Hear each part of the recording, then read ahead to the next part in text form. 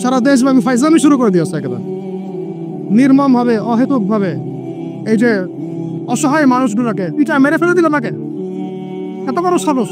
কি একটা অবস্থা চলছে! এগুলো যখন চলতে থাকবে একটা কওমের মধ্যে, আপনার মনে হয় যে আল্লাহর পক্ষ থেকে রহমত নেমে আসবে? লা ইলাহা ইল্লাল্লাহ বলা একজন মানুষ যদি বেঁচে থাকে, ওই একজন মানুষের সম্মানে আল্লাহ পাক কিয়ামত দিবে না ইনশাআল্লাহ।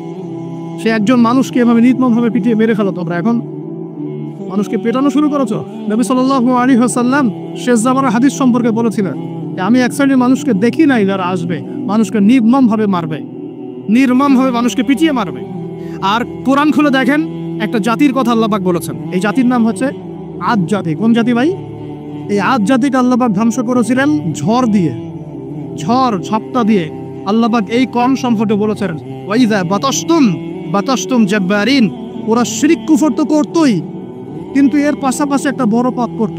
ওই পাপটা হচ্ছে এরা যখন মানুষকে পেত পিটিয়ে মেরে ফেলত, নির্মমভাবে পিটিয়ে মেরে ফেলত। এই আদ জাতির পাপ তোমরা করা শুরু করেছে। আমাদের শহরে এগুলো চলছে না? এখন দিনে দুপুর রাস্তাঘাটে এগুলো চলছে। শিক্ষা প্রতিষ্ঠানে গিয়ে এগুলো মাস্তানি করতে গিয়েছো তোমরা।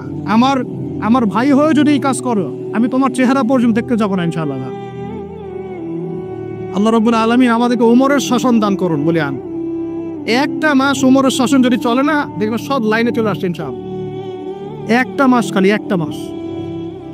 মাস খালি ধর্ষণের বিচার করা শুরু করেন, ধর্ষণ করার সাহস খুঁজে পাবেন ইনশাআল্লাহ।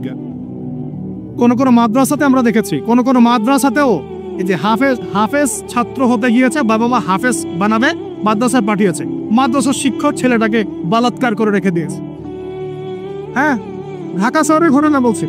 আমাদের সন্তান থেকে কোথায় পাঠাবো? তাও পাপ যেই করে পাপী। এখানে যদি দাড়ি টুপিওয়ালা মানুষও পাপ করে, তাকেও শাস্তির আওতায় নিয়ে আসতে হবে। আল্লাহ তৌফিক দান। মাদ্রাসায় আপনি ছাত্রকে বলাৎকার করবেন? মাদ্রাসার শাসন হলে এটাই হতো। উমরের শাসন হলে আল্লাহর কসম করে বলছে এগুলোই হতো। ওয়াজ মাহফিলগুলোকে দিনের এই পবিত্র আমানতগুলোকে অনেক জায়গায় ঠাট্টা মশকরার পাত্র বানানো হয়েছে। কোথাও দেখা যায় যে ওয়াজ মাহফিল পিছনে যে বললাম ডিজে জিকির চালু করা হয়েছে।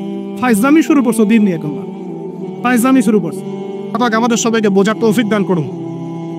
আমরা আশা করি ইনশাআল্লাহু তাআলা আমাদের উপরে যারা আছে তাদের বোধোদয় হবে ইনশাআল্লাহ। আমরা কারো শত্রু নই। ইসলাম কারো শত্রু নয়, কারো খারাপ চায় না।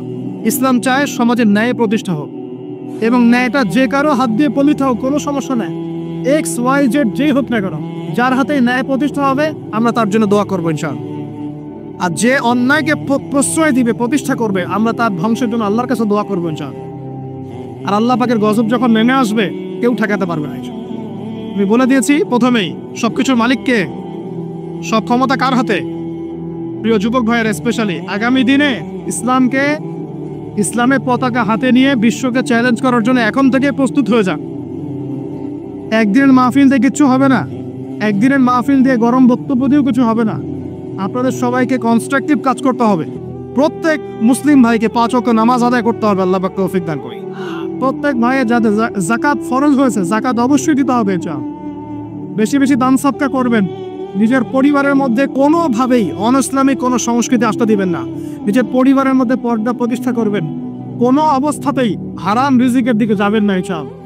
আপনার সন্তান সন্ততিকে ছোটবেলা থেকেই মুসলিম রূপে মানুষ করবেন, কোনো রকম অমুসলিম কালচারে বড় করবেন না।